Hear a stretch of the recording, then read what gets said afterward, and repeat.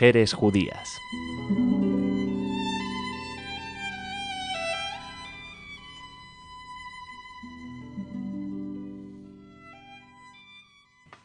Bienvenidos a nuestro programa Mujeres Judías. Hoy hablaremos de Charlotte Salomon. Charlotte Salomon tenía 23 años de edad en 1940, cuando hizo una pintura a la cara sin nombre, frente a los apatriados judíos. En aquel momento vivía refugiada del nazismo en Villafranca, en la Riviera Francesa, y acababa de hacer un descubrimiento sorprendente, que 8 miembros de su familia, uno a uno a lo largo de los años, se habían suicidado. Con esta revelación traumática llegó a lo que ella llamaba la pregunta: si desea tener su propia vida o llevar a cabo algo excéntrico y loco. Resultó ser una obra suya en más de 700 escenas pintadas entre 1941 y 1942, titulada La vida.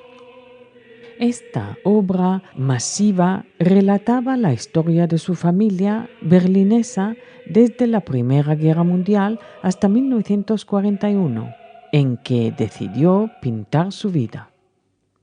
La historia que relata comenzó con el suicidio en 1913 de Charlotte Grunwald. En un hospital durante la Primera Guerra Mundial se enamoró de un joven cirujano llamado Albert Salomon, con quien tuvo una hija a la que dio el nombre de la hermana que se había quitado la vida.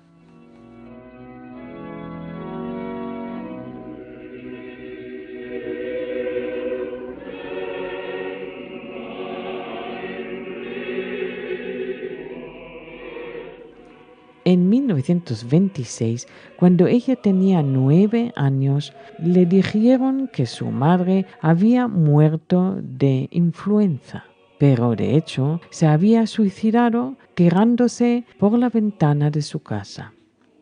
Este y otros suicidios en su familia materna se mantuvieron en secreto. En 1930, Albert Salomon, su padre, se volvió a casar con una cantante de ópera llamada Paula Salomon Lindbergh, quien trajo a la vida de Lotte muchos conocimientos y muchos conocidos de la vida musical de Berlín. Las primeras pinturas realizadas por Lotte a la edad de 13 años fueron motivadas por su madrastra.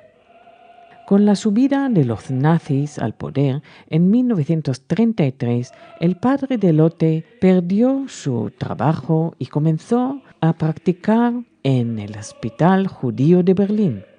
Paula Salomon tuvo que dejar su carrera de ópera y comenzó a cantar para la recién formada Asociación Judía de Cultura, el Kulturbund, mientras que Lotte, en torno a 16 años, abandonó la escuela y empezó a dibujar por su cuenta.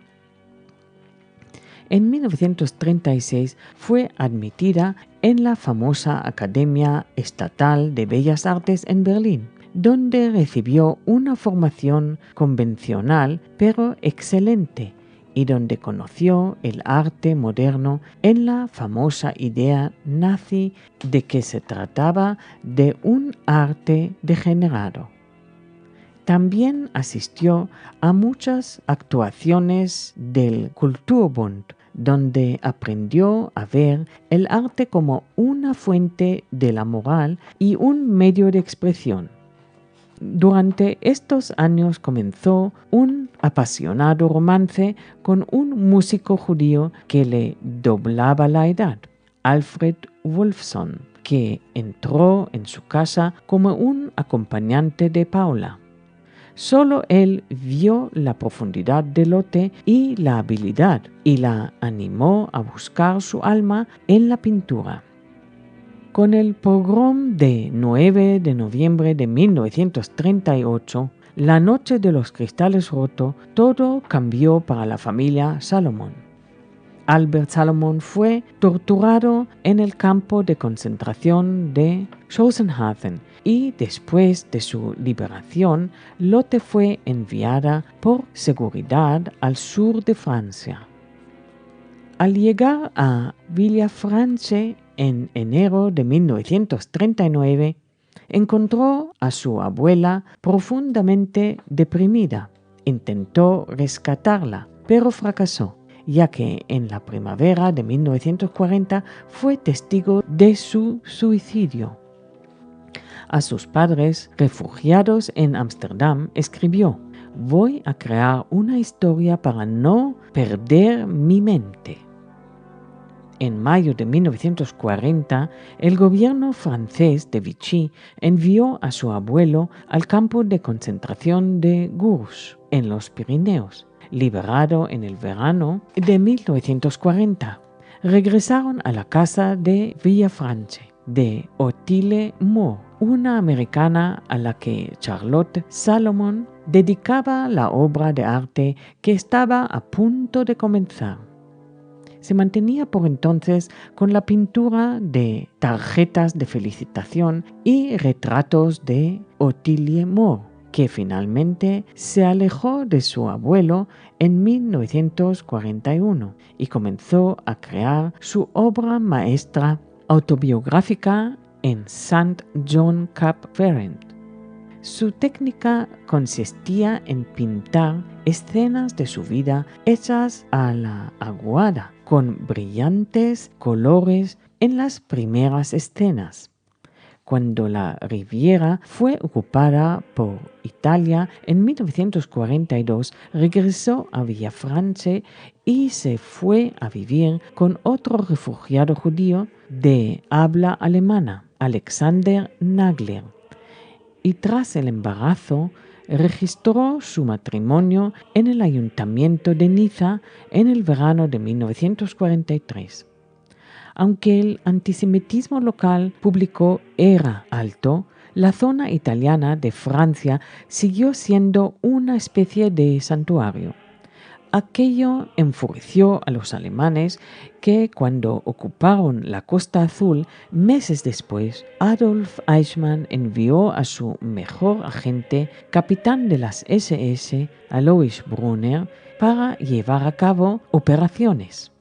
Mientras tanto, un plan de rescate a gran escala por parte de un banquero italiano judío y un monje capuchino aconsejaron a los judíos de la zona permanecer cerca de Niza.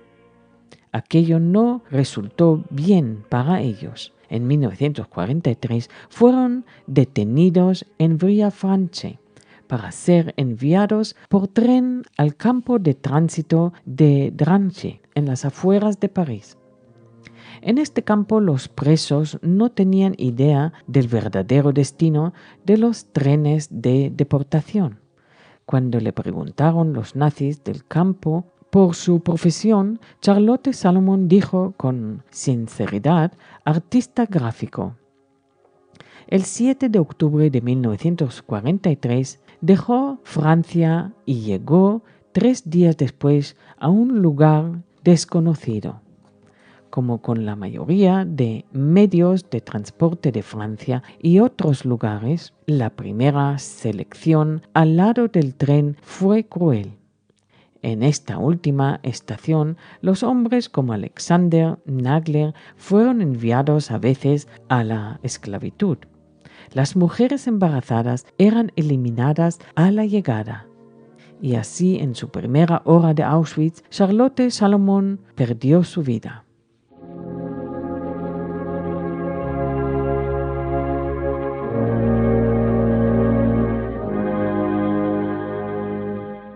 Pero ella había empaquetado y escondido su trabajo, la vida. Había encargado su custodia a un amigo a quien había dicho: mantén estas cosas en lugar seguro, es toda mi vida. Más tarde fue llevada su obra a Ámsterdam y donada al Museo Histórico Judío. Albert y Paula Salomon sobrevivieron a la guerra escondidos en Holanda. Su marido, Alexander Nagler, murió en Auschwitz.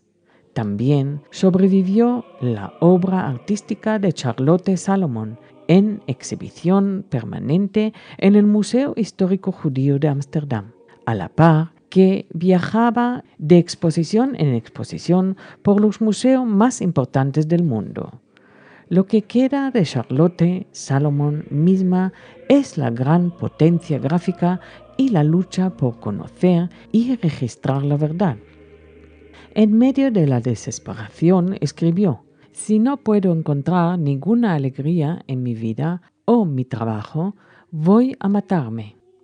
Pero al final de La vida o teatro, se dio cuenta de que ella no tuvo que quitarse la vida como sus antepasados para que pudiera crear su mundo de nuevo.